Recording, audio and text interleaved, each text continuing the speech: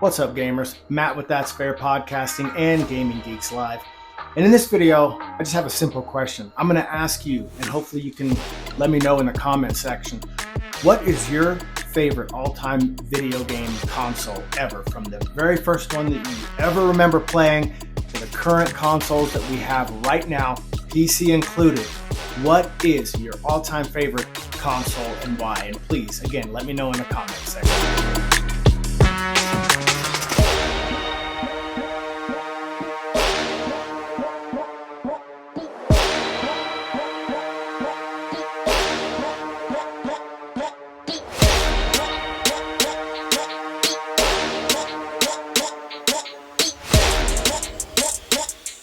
When I think back all the way to the Atari as a small kid, the Atari 2600 was my first console, and now I'm at the Xbox Series X and the PlayStation 5. And the gap from the very first to current is unreal, and it's awfully hard to just think of one console. And then again, as I think about it, it's not as hard. Anyway, again, I am Matt with Gaming Geeks Live and That's Fair Podcasting. Please, if you have a moment, please feel free to subscribe to those channels. Please like the video to help us, gain traction. Really appreciate it. And if you don't do any of those and you just decide you want to watch the video, that's all that matters. It means the world to me. I sincerely appreciate it. So thank you for watching and joining. But anyway, on to it. Like I said, I'm all the way back to the Atari 2600 in single-digit age, playing these, god-awful graphics, but, it was the Atari, man, and then you move on through Nintendo, and, you move on through PlayStation, and then Xbox comes out, and then, don't forget you had Dreamcast, Sega Genesis, you had so many with the, the evolution of the Nintendos and stuff, and I had a blast on almost all of them. There's a few I never played. I never played the Switches. I never messed with the Nintendo Switches, and I never played the GameCube. However, I did play the first Nintendo. I played the Super Nintendo and obviously the N64 when Madden started to really, become bigger. But what console to me is my favorite of all time? And as much as I hate to say this, right now, I think that PlayStation is destroying Xbox. I think Sony is just handing Microsoft their ass in just overall better games. The PS exclusives blow the Xbox exclusives out of the freaking water. It's not even close, man. Not even by a mile. It's just so far out. But having said that, as much as I love the PS5 over the Series X, my favorite console of all time is the Xbox 360. The selection of games that came out for that, for me at the time, were magical. Yeah, most of them I could have got on the PlayStation 3, I'm sure, but I didn't. I had the Xbox 360, and I remember the first one I played on that was, even though I played it sparingly, was Elder Scrolls Oblivion. It wasn't, Bethesda, that wasn't my real introduction to them. I was late to the party, but my real introduction was Fallout 3. Obviously on the Xbox 360, and I was just flabbergasted. I was blown away. It was just like, and you got to understand that I think that was back in 2008. You already had an Assassin's Creed, you had a Mass Effect, you had a Saints Row 2.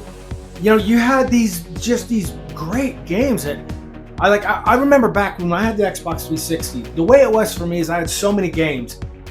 I had a hard time figuring out what I wanted to play that day. I'd be deep in Stillwater as the 3rd Street Saints leader. I'd be, well into the wasteland of DC with, my protagonist in Fallout 3. I'd be Commander Shepard. I would be Altair al-Lahad, from the first Assassin's Creed. I was all these different protagonists because the Xbox 360 gave me these options. It was a beautiful thing. Now, I play 1 or 2 games, and even then, it's not really a fight. Right now on my Twitch channel, which I'm so sorry I'm plugging this, please forgive me. Just find Matt Gaming Geeks Live on Twitch. That is my handle. I'm currently playing, 7 Days to Die 1.0 until the new update comes out on the 30th, and I'm playing Cyberpunk 2077. I'm rocking my Series X on it. Again, my Twitch handle, Matt Gaming Geeks Live. I'm done. That was a shameless plug. I'm sorry. But anyway, the 360 just blew me away. I mean, then on comes, Skyrim, Dragon Age Origins, the Mass Effects 2 and 3 would follow. What I'm saying is these games, just the amount of games that I have more Xbox 360 games in my gamer closet than any other console game, by far. And I had the PS3, I had the PS4, I had the Xbox One. I mean, I have those. They're all like on the shelves in there. They're obsolete. I don't play them, but I don't need to. I mean, there's some Xbox One games I might play because I imported over the Series X, but I had all the consoles, as far as all the PlayStations, all the Xboxes, and to me the 360 stood out. I mean, and it didn't just stop there. I remember a game called Saboteur. You guys remember that? I think back. I mean, and I'm not a big Obsidian fan. My favorite game by Obsidian, Xbox 360. I believe it was 2010's Alpha Protocol. Badass game. You could become you're a government agent, like an operative. Like you could either be a Jason Bourne style, Jack Bauer from 24, or James Bond. That was a great game. I mean, it was underrated, I think. It didn't sell well. And I'm like, to me, that's Obsidian's best, Fallout New Vegas. But I just remember, I'm playing these games on this Xbox 360 and I'm blown away.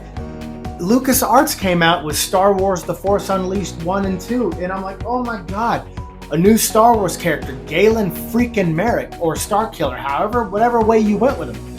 And I remember oh my God, the engine was awesome, the way Galen would throw around stormtroopers. And they were supposed to make a third one, by the way, and I think it was for the Xbox 360 at the time. And it was going to be a much more open world game. It wasn't going to be just linear, set Galen Merrick on his path. It was going to be more of a sandbox style, according to LucasArts. But that shit got shattered when Disney decided to buy Star Wars and fuck it all up. And they did. But again, you had those kind of games. I mean, save for the original Xbox with the original Battlefronts. I mean, those are hard to beat. Those are hard to beat. But when they came out with Force Unleashed, I was just blown away. And there are so many more. We delved into the Saints Row series. God, I mean, that was just it was awesome. I mean, and to me, EA Sports with Madden, I think that it was that era of the Xbox 360 and the PlayStation 3 that Madden was at its peak, in my opinion. Same with NCAA football. It didn't get bigger than that. I mean, you were getting to the point where, in 06, because I think 2005 was an Xbox and PlayStation 2. Madden 2005, I think. Don't quote me on that. I think even Ray Lewis might have been on the front, but I could be way off on that. And if I am, I'm sorry.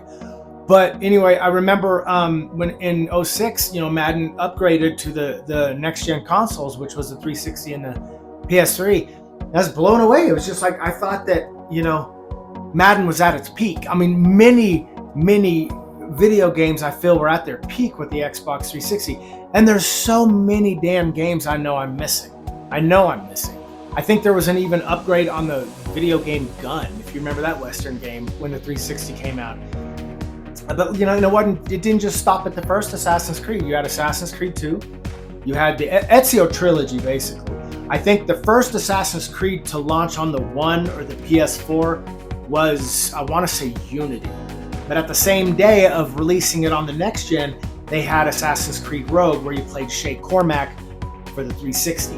If I'm not mistaken, I think I'm right about that. Could be wrong, but I don't think so.